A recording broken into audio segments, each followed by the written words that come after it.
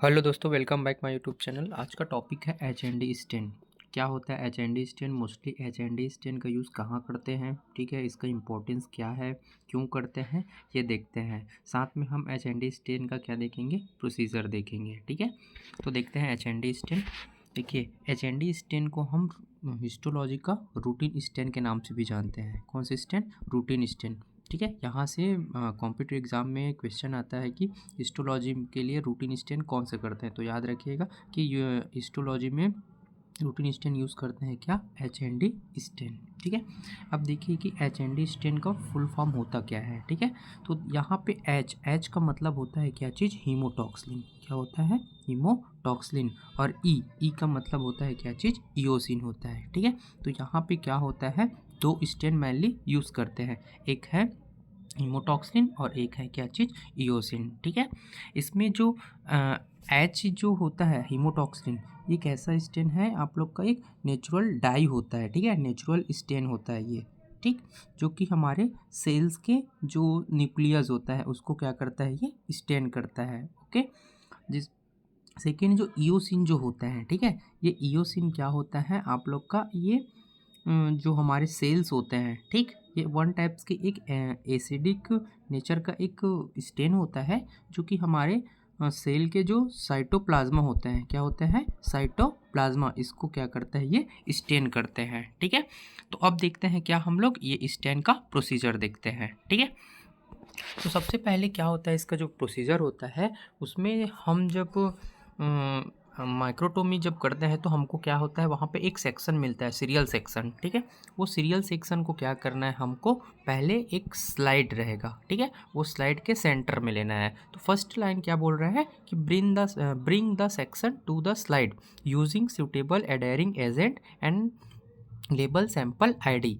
ये बोल रहा है कि जो हमारे पास एडहेरिंग एजेंट होता है, मतलब जो आपके स्लाइड में जो सेक्शन को चिपकाने के लिए जो एजेंट होता है, ठीक है, उसको पहले हमको स्लाइड में ले लेना है। देन स्लाइड में लेने के बाद क्या होता है, हमारे पास जो सेक्शन होता है, ठीक है, उसको क्या करना है, इस स्लाइड में लाना है, ठीक। देन उसके बाद क्या करना है, इस स्लाइड के ऊपर हमको सैंपल आईडी नंबर को क्या करना है, लेबल करना है, ठीक है।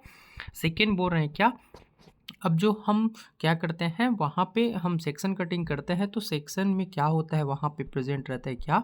वैक्स रहता है। क्या रहता है? वैक्स। तो ये वैक्स को क्या करेंगे, हम डी वैक्स करेंगे। क्या करेंगे? D wax. और डी वैक्स का मतलब ये होता है कि हमको वहाँ उस सेक्शन से वैक्स को रिमूव करना है। तो वैक्स को रिमूव करने के लिए हम यहाँ पे क्या करेंगे, जो स्लाइड है उसको स्लाइटली वार्म करेंगे, ठीक है। और वार्म करने पे क्या हो जाएगा, जो वैक्स है वो मेल्ट हो जाएगा। तो बोल रहे हैं क्या, slightly warm to melt the wax off. हमको थोड़ा सा क्या करना है, उसको गर्म करना है, जिससे वैक्स क्या हो जाएगा, मेल्ट हो जाएगा, ठीक है। अब क्या करना है, थर्ड नंबर हमको प्रोसीजर ये करना है कि सबसे पहले अब वैक्स तो रिमूव हो गया, ठीक है। अगर उसमें कुछ और बचा रहेगा तो हम क्या कर सकते हैं, वहाँ पे हम एक केमिकल कंपाउंड यूज़ कर सकते हैं। और वो जो केमिकल कंपाउंड होता है उसका जो नाम है क्या चीज़, ज़ाइलिन। क्या है? ज़ाइलिन। तो हमको ज़ाइलिन का यूज़ करके हम वहाँ पे वैक्स को भी क्या कर सकते हैं, रिमूव कर सकते हैं। तो बोल रहे हैं क्या, remove the wax with xylene, ठीक है, इन 3 चेंजेस। क्या होता है, हमारे पास एक कॉपलिन जार होता है, ठीक है। क्या होता है? कॉपलिन जार। इसमें क्या प्रेजेंट रहता है, ज़ाइलिन रहता है। तो हमारे पास जो स्लाइड रहेगा उसको क्या करना है, 3 टाइम्स के लिए हमको इस ज़ाइलिन के जो कॉपलिन जार रहेगा उसमें डिप कर देना है, जिससे वैक्स क्या हो जाएगा, कंप्लीटली रिमूव हो जाएगा, ठीक है। देन अब फोर्थ स्टेप्स क्या है, हमको क्या करना है, रिमूव द ज़ाइलिन। अब जब हम क्या किए थे, वैक्स को रिमूव करने के लिए हम ज़ाइलिन यूज़ किए थे। अब हम ज़ाइलिन को क्या करना है, रिमूव करना है। तो ज़ाइलिन को रिमूव करने के लिए हम यहाँ पे यूज़ करेंगे क्या, प्रोपेनॉल। क्या यूज़ करेंगे? Propanol in 3 changes. Remove the xylene with propanol in 3 changes. अब हमको क्या करना है, जो स्लाइड है उसको प्रोपेनॉल के जो कॉपलिन जार रहेगा वहाँ पे क्या कर देना है, डीप कर देना है, डुबा देना है, ठीक है। देन उसके बाद क्या करना है, हमको फिर से वॉश इन डिस्टिल वाटर। हमारे पास क्या होता है, DW होता है, ठीक है, उसमें क्या करना है, वॉश करना है। और कितने टाइम्स के लिए करना है, 3 मिनट्स के लिए करना है, ठीक है। 6 पॉइंट क्या है, स्टैंड विथ हीमोटॉक्सिन सॉल्यूशन, ठीक है, फॉर 3 to 5 मिनट। और ये ध्यान रखिएगा कि हमको कितने टाइम्स के लिए कौन से सॉल्यूशन में डिप करना है, ठीक है। तो अब क्या बोल रहा है हमारे पास, ये जो क्या है हमारे पास हीमोटॉक्सिन का एक सॉल्यूशंस है, ठीक है, जो नेचुरल डाई होता है उसमें 3 से 5 मिनट के लिए क्या करना है हमको उसके साथ स्टैंड करना है, कलर करना है, ठीक है। देन उसके बाद क्या हो जाएगा, ये स्टैंड हो जाने के बाद हमको क्या करना है, उस स्लाइड में हमको ऐड करना है क्या, वाश बफर। क्या ऐड करना है, वाश बफर। यहाँ पे दिखा है ना, वाश बफर फॉर 30 सेकेंड, ठीक है। देन उसके बाद क्या करना है, वाश बफर ऐड करने के बाद फिर से हमको डिस्टिल वाटर से क्या कर देना है, वॉश कर देना है, ठीक है।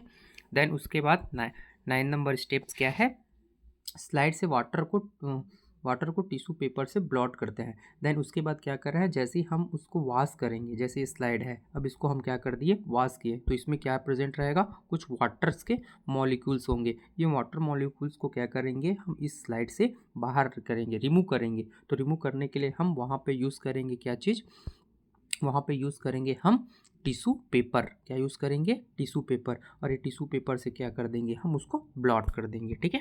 देन उसके बाद क्या है, देन ये होने के बाद हमको क्या करना है, स्टैंड करना है। फिर स्टैंड किसके साथ करना है, सेकेंड सॉल्यूशन था क्या हमारे पास, ईओसिन, ठीक है।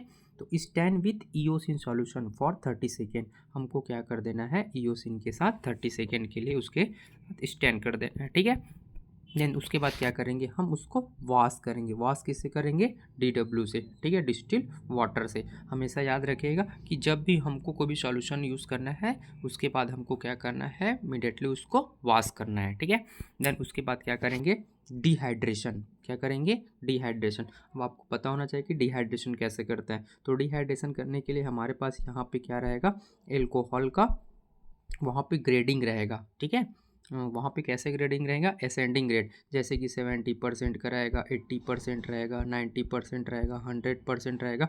ऐसे ग्रेड में करने पे क्या होता है, हमारे जो सैंपल से वाटर मॉलिक्यूल्स रिमूव होता है। और वही वाटर मॉलिक्यूल्स को रिमूव करने का जो प्रोसेस है उसको क्या कहते हैं, डिहाइड्रेशन कहते हैं, ठीक है।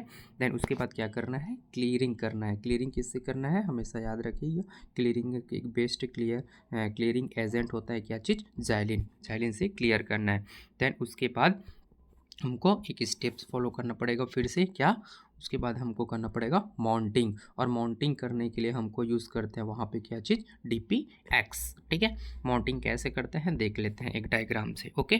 तो माउंटिंग कैसे करेंगे, सबसे पहले हमारे जो स्लाइड है, क्या है, स्लाइड, ये जो स्लाइड है उसमें क्या करेंगे, पहले हम 1 से 2 ड्रॉप वहाँ पे DPX डालेंगे। देखिए यहाँ पे क्या कर रहा है, DPX डाल रहा है। फिर DPX डालने के बाद क्या करते हैं, हम उसको, हमारे पास रहता है ग्लास का कवर स्लिप, वो ग्लास के कवर स्लिप से क्या कर देते हैं, उसको कवर कर देते हैं। देखिए इसमें क्या कर दिए हैं, कवर। अब यहाँ पे क्वेश्चन ये है कि माउंटिंग क्यों करते हैं। तो माउंटिंग करने का मतलब ये है कि हमारे जो स्लाइड है वो अच्छे से क्या रहता है, सुरक्षित रहता है, प्रिजर्व रहता है, किसी भी प्रकार से उसमें डस्ट पार्टिकल्स, फॉरेन पार्टिकल्स नहीं आता, ठीक है। साथ में वहाँ पे जो माउंटिंग मीडिया DPX होता है वो हमारे जो हम स्टैनिंग के HND स्टैंड उसको ऑक्सीडेशन से क्या करता है, प्रिवेंट करता है, ताकि वो जो उनका कलर है वो प्रॉपर बने रहे, ठीक है। देन माउंटिंग करने के बाद हमको क्या करना है, लास्ट स्टेप्स वहाँ पे फॉलो करना पड़ेगा क्या चीज़, माइक्रोस्कोपिक एग्जामिनेशन, ठीक है। अब अगर माइक्रोस्कोपिक एग्जामिनेशन करते हैं तो रिजल्ट में क्या क्या आता है। तो सबसे पहले जो न्यूक्लियस होता है वो हमको दिखाई देता है कैसे, ब्लू कलर का दिखाई देता है। क्योंकि ब्लू कलर क्यों दिखाई देता है, क्योंकि इसको H फॉर हीमोटॉक्सिन क्या करता है, उसको कलर करता है। देन जो साइटोप्लाज्मा होता है, सेल का साइटोप्लाज्मा, ये हमको दिखाई देता है पिंक कलर। पिंक कलर क्यों दिखाई देता है, क्योंकि इसको स्टैंड करता है कौन, ईओसिन। और उसमें जो कोलेजन फाइबर रहता है वो दिखाई देता है हमको क्या, रेड कलर का, ठीक है। देखिए एक यहाँ पे डायग्राम है, इससे आप लोग को इजली से समझ आ जाएगा, ठीक है। यहाँ पे जो ब्लू कलर में दिखाई दे रहा है, ये जैसे ये ब्लू कलर, ये है क्या, सेल का न्यूक्लियस है।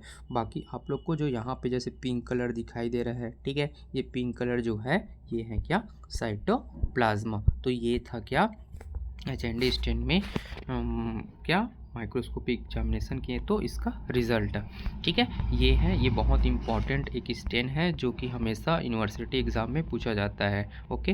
अगर ये वीडियो आप लोग को समझ आया होगा तो वीडियो को लाइक कर दीजिए, अगर चैनल पे न्यू है तो चैनल को सब्सक्राइब कर दीजिए। Thanks for watching.